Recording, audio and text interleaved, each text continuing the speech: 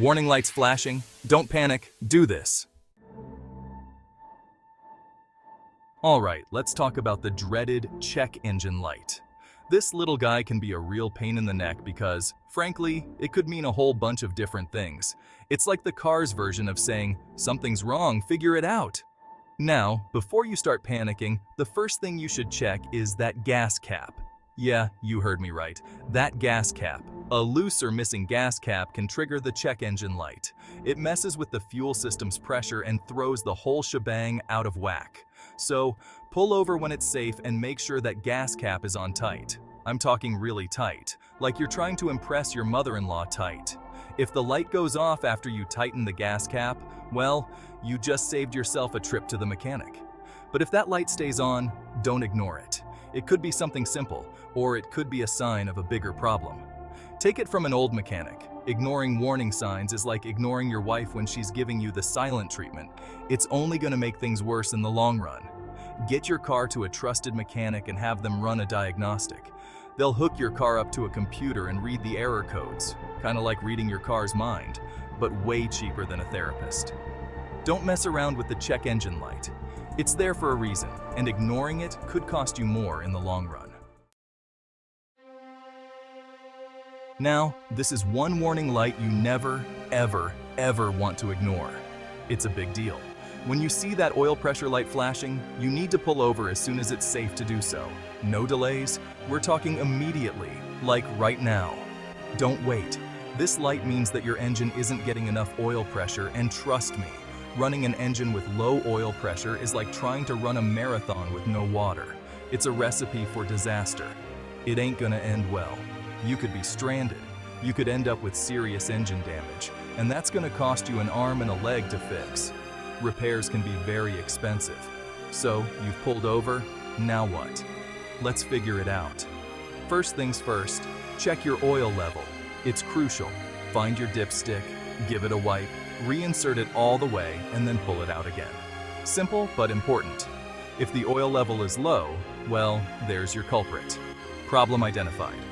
Now, I always recommend keeping a quart of oil in your trunk for emergencies, just in case. Be prepared. If you've got some, carefully add enough oil to bring it back up to the proper level. Do it slowly. But listen, even if adding oil makes the warning light go away, don't think you're off the hook. Stay vigilant. You still need to get your car to a mechanic to get checked out. It's essential. There could be a leak or another underlying issue that needs addressing. Don't ignore it. Remember, taking care of small problems early on can prevent big, expensive headaches down the road. It's worth it. Chapter 3. Battery Alert. Juice up your knowledge. Alright, let's talk about the battery alert light. This one looks like, you guessed it, a little battery, sometimes with a plus and a minus sign. Now, if you see this light flickering or staying on, it means your car's electrical system isn't charging properly. The first thing you can check is the battery terminals. Over time, these connections can get corroded or loose, and that can interrupt the flow of electricity. It's like having a kink in your garden hose, it's gonna mess up the water flow. So grab yourself a wrench and make sure those terminals are clean and tight. If the terminals look gunked up, you can clean them with a mixture of baking soda and water. Just disconnect the terminals, scrub them clean, and reconnect them nice and snug. Now, if cleaning the terminals doesn't do the trick and that light stays on, you're gonna need to get your battery and alternator checked. The alternator is what keeps your battery charged while you're driving. And if it's not doing its job, your battery is gonna die and you'll be stuck calling a tow truck. And nobody wants to deal with that, right? Chapter 4. Tire Pressure Warning. Don't be a flat-out fool. Now, this warning light is shaped like a tire with an exclamation point in it, and it's there to tell you that one or more of your tires is low on air. It's a small symbol with a big message. Don't ignore this one, folks. It's more important than you might think. Driving on underinflated tires is dangerous and can lead to serious accidents. It can affect your car's handling, braking distance, and fuel efficiency, making your drive less safe and more costly.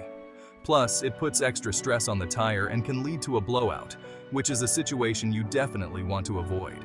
And trust me, you don't want to experience a blowout at highway speeds. It's not just inconvenient, it's downright dangerous. So, when you see that tire pressure light pop up, find a safe place to pull over and check your tire pressure immediately. You can use a tire pressure gauge, which you can pick up at any auto parts store for a few bucks. It's a good investment for your safety. Now, check the recommended tire pressure for your car. This information is crucial. You can usually find it on a sticker inside the driver's side door jamb or in your owner's manual. Always refer to these sources.